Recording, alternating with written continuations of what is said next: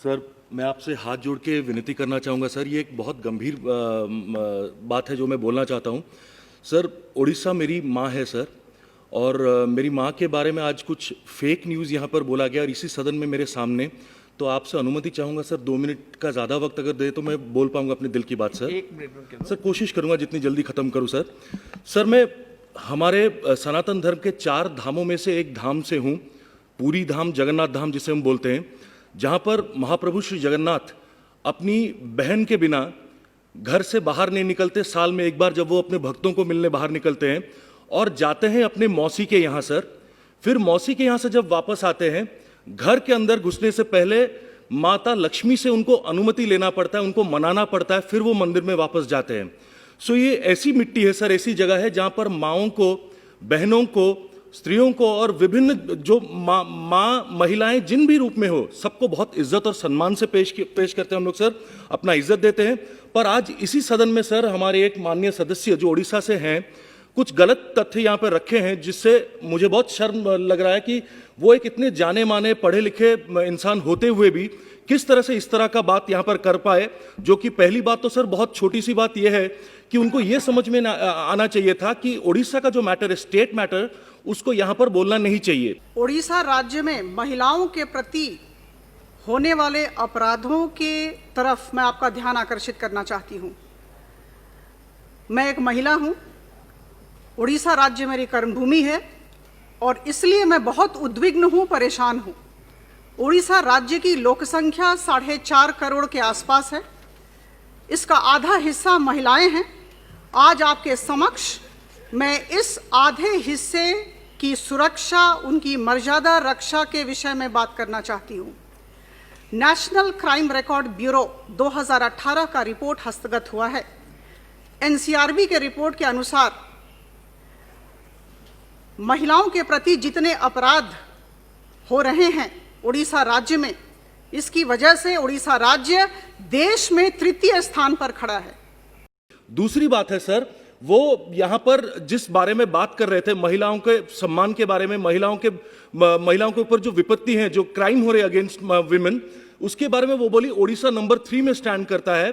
पर मैं उनकी जानकारी के लिए बता देना चाहता हूं, अगर मैं गलत हूं तो मुझे माफ कीजिएगा सर, मुझे किसी सदस्य से यहां पे कोई कंप्लेन नहीं है, पर अगर क्राइम अगेंस्ट वुमेन में नंबर 1 में काउंट किया जाए तो शायद जो रिपोर्ट बता रहे हैं वो उत्तर प्रदेश है सर, और वहां पर उन्हीं की सरकार राज कर रही है। बाकी सर, उड़ीसा के बारे में मैं इतना कहना चाहूंगा, माननीय मुख्यमंत्री श्री नवीन पटनायक सर 2001 में जब 2000 में जब वो अपने मुख्यमंत्री के पद में वो पहली बार अपने आसन में ग्रहण किया आसन को, तब सर एक ही साल के अंदर उन्होंने मिशन शक्ति करके एक मूवमेंट मूव किया, जिसमें महिलाओं को सशक्त करने के लिए उन्होंने सोचा, और उससे सर आज की तारीख में 70 लाख महिलाएं सर सशक्त हो चुकी हैं। उन्होंने सर ये कोविड के टाइम में, आप जानने से भी हैरान होंगे sir, 1174 SHG groups sir 33 lakh mask बनाए, और कई हजार ग्रुप्स सर 8.5 मिलियन लोगों को मील्स पहुंचाए सर, पके हुए खाने खुद की जिम्मेदारी से वो लोग बनाए। तो मैं उस राज्य से हूं सर। प्रत्येक 1 लाख लोक संख्या में करीबन 91.3 अपराध महिलाओं के प्रति उड़ीसा राज्य में हो रहे हैं, और यह संख्या दिन पर दिन बढ़ती जा रही है। यह तथ्य एनसीआरबी के रिपोर्ट से मिला है। For every 1 lakh population,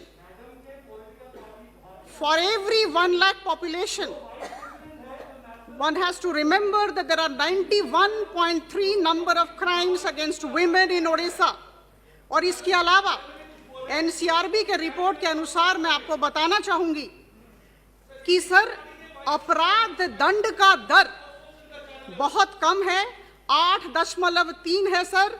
तथ्य के आधार पर बात कर रही हूं, तथ्य भित्तिक आर्ग्यूमेंट कर रही हूं सर।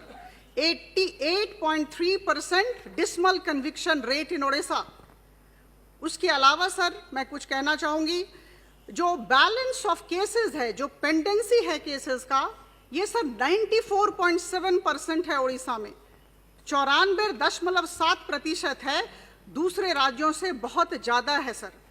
सर सबसे बड़ी बात है, एनसीआरबी के रिपोर्ट के अनुसार शेल्टर होम्स में, जो विमेन शेल्टर होम्स हैं उड़ीसा में, वहां पर लगातार महिलाओं के प्रति अपराध के वारदात बढ़ते जा रहे हैं और इसकी वजह से देश में उड़ीसा राज्य तृतीय स्थान पर है। ये एनसीआरबी के रिपोर्ट में लिखा हुआ है सर।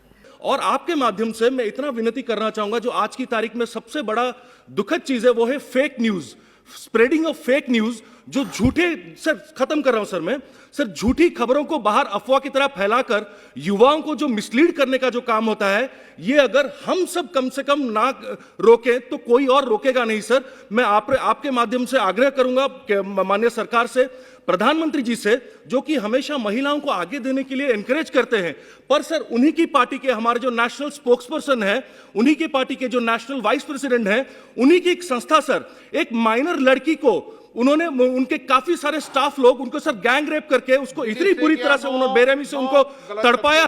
सर कुछ दिन पहले, 1 मिनट समय लूंगी सर, कुछ दिन पहले मलकानगिरी जिले में एक आदिवासी महिला के साथ दुष्कर्म हुआ। वीरमित्रपुर में एक छोटी बालिका, नाबालिगा के साथ सर दुष्कर्म हुआ। राज्य सरकार की तरफ से जिस तरह कठोर कदम उठाने जाने चाहिए थे, हुआ नहीं है सर। स्थिति बहुत गंभीर है, चिंताजनक है, दुखदायक है। मैं महिला हूं सर, मैं अनुरोध करूंगी आपके माध्यम से मिनिस्ट्री ऑफ होम अफेयर्स को कि ये राज्य सरकार से बातचीत करें और एक प्लान ऑफ एक्शन ले सर, जिसमें स्पेसिफिक टाइमलाइंस हो। ये अपराध, महिलाओं के प्रति जो अपराध हो रहे हैं, ये कम होना चाहिए।